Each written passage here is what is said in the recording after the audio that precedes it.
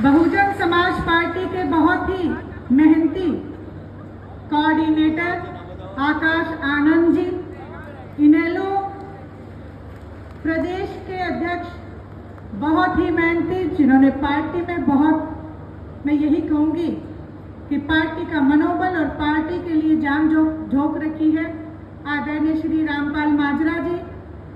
बसपा प्रदेश के प्रभारी बहुत ही मेहनती श्री रणधीर बेनीवाल जी, बसपा प्रदेश के अध्यक्ष श्री धर्मपाल तिगरा जी, हमारे बहुत ही मेहनती महिला प्रदेश की अध्यक्षा सुमित्रा जी, सोनीपत जिला के प्रधान बहुत ही मेहनती कृष्ण मलिक जी, बसपा से सोनीपत जिला के प्रधान जितेंद्र जी, जींद जिला से प्रधान एक्स एमएलए बहुत ही मेहनती रामफल टुंडू जी। सम्मानित मंच, क्योंकि समय का अभाव है और आप सब लोग मुझसे बहुत परिचित हैं और मैं आपसे परिचित हूँ, इसलिए मैं सबका बहुत बहुत धन्यवाद करके अभिनंदन करती हूँ।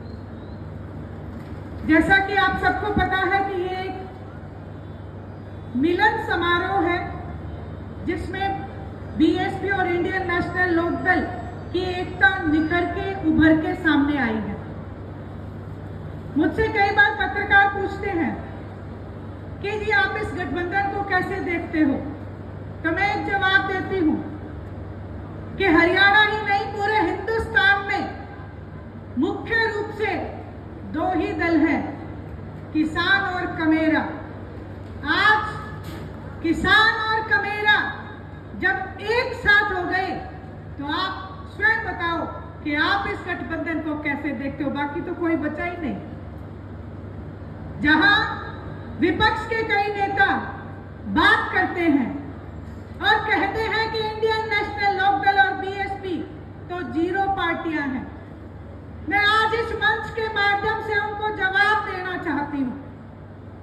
शायद उनको जीरो की ताकत का अंदाजा नहीं कि जीरो में कितनी ताकत होती है, किसी एक के पीछे लग जाए तो उसकी कीमत बढ़ा देती है।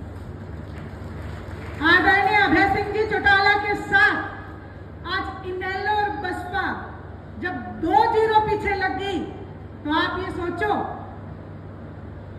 हरियाणा विधानसभा में तो 90 ही विधानसभा है, अगर 100 होती तो 100 पे भी इनेलो बसपा गठबंधन भारी पड़ता नजर आता। आज दो पार्टियां, भारतीय जनता पार्टी और कांग्रेस, एक खेल हरियाणा प्रदेश में खेल रही है। हिसाब मांगो, एक हिसाब देने की बात कर रहे हैं, एक हिसाब लेने की बात कर रहे हैं। मैं दोनों ही दलों को एक बात कहना चाहती हूं कि जनता के बीच में हिसाब दिया जाता है, लिया नहीं जाता। हिसाब मांगने की जगह विधानसभा और लोकसभा होती है।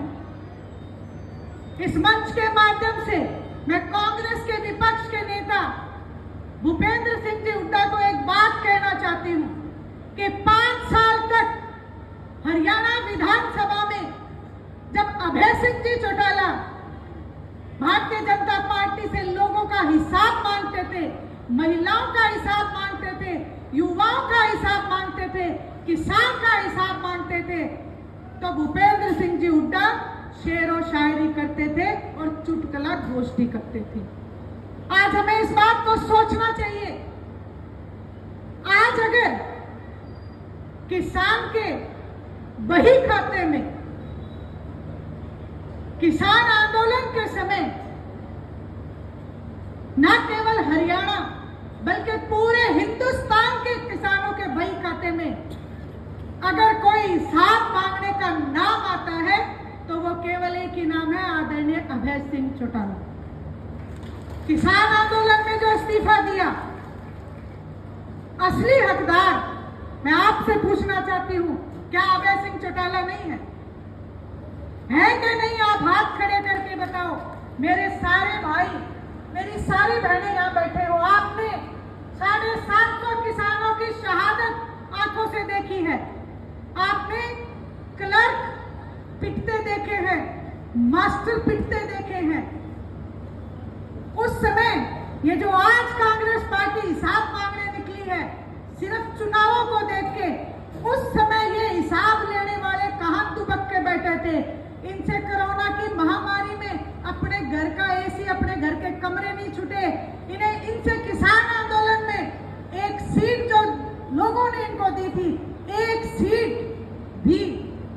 किसी एमएलए एमपी से नहीं छूटी। क्यों नहीं छूटी? क्योंकि इनको जनता की लड़ाई नहीं लड़नी, इनको कुर्सी की लड़ाई लड़नी है। इसलिए आप सबसे अनुरोध और प्रार्थना करती हूँ कि आप सब लोग उठ के खड़े हो जाओ।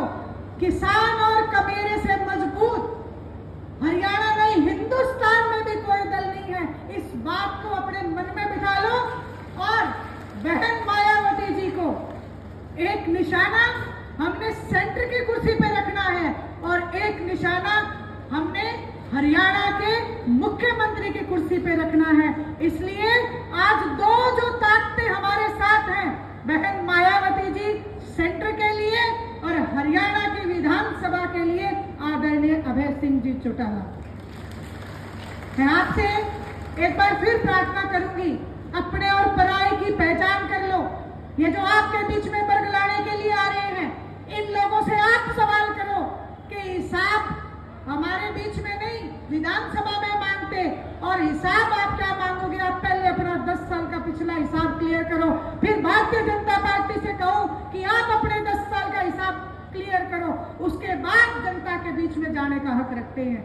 अगर यहाँ पे आज तक इतिहास में हिसाब देने का काम अगर किसी मुख्यमंत्री ने किया तो केवल एक ही मुख्यमंत्री हुए हैं हरियाणा प्रदेश के, आदरणीय चौधरी ओम प्रकाश जी चौटाला। जिस समय वह मुख्यमंत्री थे, गांव की एक एक चौपाल पे जाके उन्होंने हिसाब देने की बात करी है, हिसाब देने का काम किया है। और उनके भाषण में मुख्य रूप से एक बात रहती थी कि सरकार का खजाना लबालब भरा है, और गांव के मुखिया से कहते थे कि अपने गांव के विकास के लिए मांगो, क्या मांगना चाहते हो।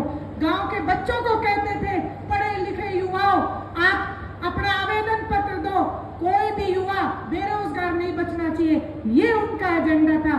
ऐसा हिसाब अगर किसी ने किया तो केवल आदरणीय ओम प्रकाश जी चौटाला ने करने का काम किया। और आज आप सबने प्रत्यक्ष देखा, पिछली साल 4200 किलोमीटर की पैदल यात्रा करके अगर लोगों के दुख सुख का हिसाब अगर किसी ने जोड़ा तो केवल एक ही नेता आदरणीय अभय सिंह जी चौटाला ने जोड़ने का काम किया।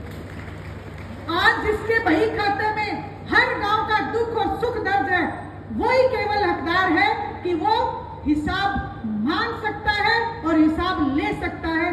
5 साल तक विधानसभा में हिसाब लेने का काम किया, हर वर्ग को ध्यान में रख के बात उठाने का काम किया। मैं तो आपसे यही कहूंगी कि आप सब लोग इकट्ठे होके गांव-गांव तक डोर टू डोर चले जाओ। हमारे पास कोई साधनों की बात नहीं है, क्योंकि हमारी लड़ाई सरमाएदारों के साथ है, पूंजीपतियों के साथ है। इसलिए हमने तो अपनी 11 नंबर गाड़ी, यानी कि हमारे 2 पांव इस गाड़ी से चलना है और गांव-गांव डोर टू डोर जाके बूथ जाके दोनों पार्टियों को मजबूत बनाना है। इनेलो बसपा गठबंधन की वो ताकत हरियाणा विधानसभा के चुनाव में दिखानी है, जो आज लोग घमंड में चूर होके नेता जो मन से बात करते हैं उनके मुंह को बंद करने का काम अगर कोई कर सकता है तो मेरे सामने बैठे आप सभी कार्यकर्ता कर सकते हैं। और आप सब लोग यहाँ पे आए और मुझे मन से बोलने का मौका दिया। मैं सभी सीनियर नेताओं का बहुत बहुत धन्यवाद करती हूँ, अभिनंदन करती हूँ। एक बात मैं भाई साहब से जरूर कहना चाहती हूँ कि मैं जब सरपंच आंदोलनरत थे तो मैं जींद कोर्ट में गई थी, तो हमारे बीएसपी के वकील साहब और बीएसपी के जिला अध्यक्ष दोनों मेरे पास आए और मुझसे कहने लगे कि बहन जी आप और हम एक हैं और एक ही रहना चाहते हैं, कैसे ना कैसे करके ये गठबंधन उड़ाना चाहिए। मैं इन दोनों को बधाई देना चाहती हूँ कि आज इनकी जो सोची हुई मंशा है वो पूरी हुई। आप सबने मेरी बात सुनी, आप सबका बहुत बहुत धन्यवाद, आभार।